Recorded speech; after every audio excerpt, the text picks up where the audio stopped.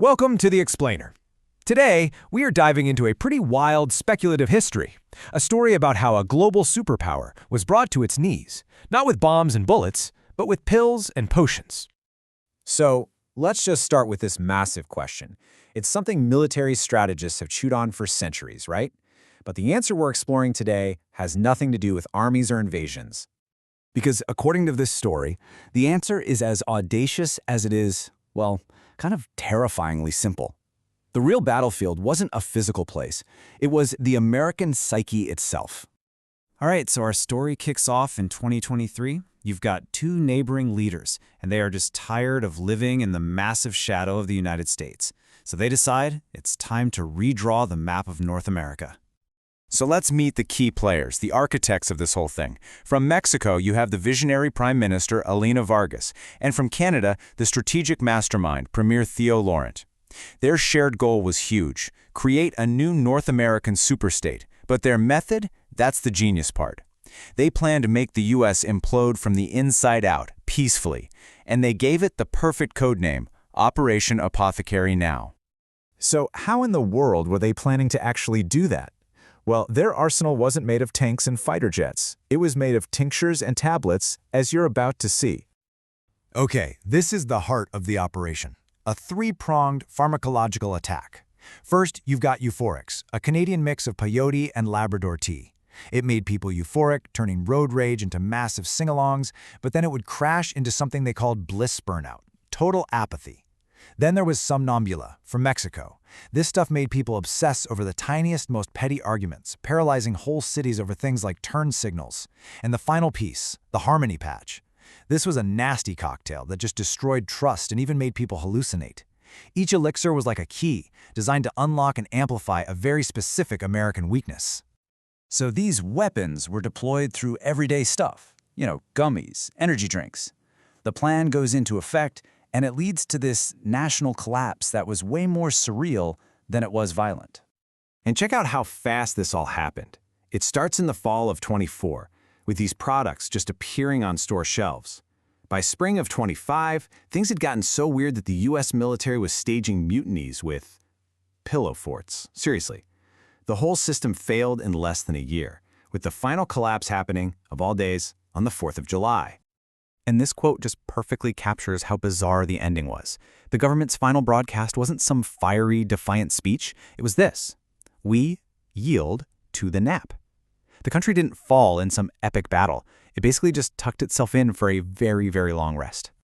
And the invaders? They didn't arrive like conquerors. They showed up as polite saviors. Premier Laurent and Prime Minister Vargas literally crossed the undefended borders on horseback, handing out antacids and fresh tortillas. They were basically offering a cure for the national hangover that they themselves had created. So, with the old United States basically dissolved, Vargas and Laurent got to work building their new world order, a brand new superstate rising from the ashes of American apathy. They made it official with the Treaty of Tacos. You gotta love that name. Signed in neutral Kansas City.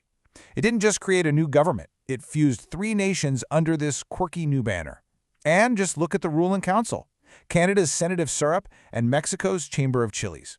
You can already tell this is going to be a different kind of place.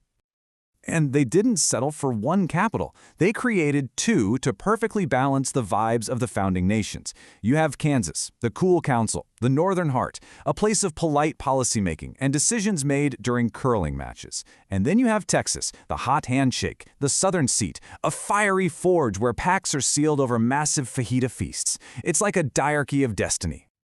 But, even the most carefully laid plans can have unexpected consequences, and this was a big one. Shimmering out on the Pacific coast, a complication that Operation Apothecary Now definitely did not account for. So here's how a simmering trade war allowed a totally different power to jump into the game. While the U.S. was lost in that pharmaceutical fog, Beijing didn't invade. It invested. They poured billions and billions into California's tech industry. And with nobody at the federal level awake enough to object, that investment quietly became total control. And they built a wall. But this wasn't just any wall. We're talking about a 500-mile, high-tech marvel of surveillance towers, solar panels, and razor wire. It was a technological barrier that pretty much mocked the whole idea of the borderless continent the Concordance was trying to build. And you can just feel the sheer frustration from the new leadership. Prime Minister Vargas says it all right here. It's a fence with chips, not a border. She's furious, saying this isn't a real border, it's a technical intrusion, a silicon barrier messing with their grand vision.